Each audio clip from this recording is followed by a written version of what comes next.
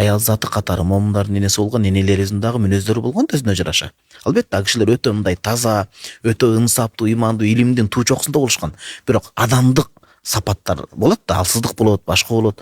Ошентип сүйүүнүн алкагында эркелеген учурда момун энелери, пайгамбар салам сүйүктүү жубайлар, Аллахым ыраазы болсун ал кишилерден, эркелеген аялдык назиктик учурларда пайгамбарыбыз азыркы эркектердей өчөшүп кетпестен бизге үлгү болот, ошол сабакты өздөштүрүш керек. Көтөрүмдүү болгон. Аялдын назиктиги анын табияты жаратылган дагы. Алтайын Аллах таалам могул жерде омурткадан жаратып атат. Жүрөккө жакын, мындай колдооңо ала жүр деп. Мындай бир ылдый кылып койгон жок, өтө төмөн жерге тепселеп койбо деп.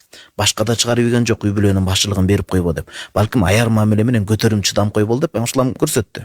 Экинчиден, хадисте өзүңүз баса белгилегендей, эки мусулман адам араздашып кетсе 3 күндөн ашырбасын. Амалдары кабыл болбой калат, эртерээк кечирим сураганы биринчи кол созуп, ошол жакшыраак болот деди. Бул алыстан арада мамиле кылган адам да, өмүрүн арнаган, сулуулугун берген, ушундай жакшынакай балдарды төрөп берип себепкер болуп аткан аялды 3 күнгө жеткирбеш керек. Ал бизге анын акысы алыстагы достон дагы жакыныраак болот. Буга далил эң жакшы алтын доордо өмүр сүргөн адамдардан куттуу тарбия алган пайгамбар салам окуучуларын алсак, Азирет Умар, Аллахым ыраазы болсун, радиаллаху анху. Ал киши бир көчөдө жүрсө, жалпыга маалым, шайтан дай алып ал көчөгө кире албайт эле. Ыйлап аткан бала соронуп токтоп калат эле.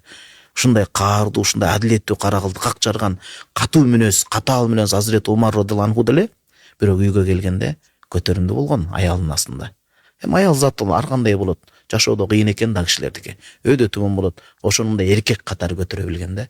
Демек биз мусулман катары, жигит катары, мырза катары кек сактабай, алсыз аял затын түшүнө билсек, көп көйгөйдүн алдын алган болобуз.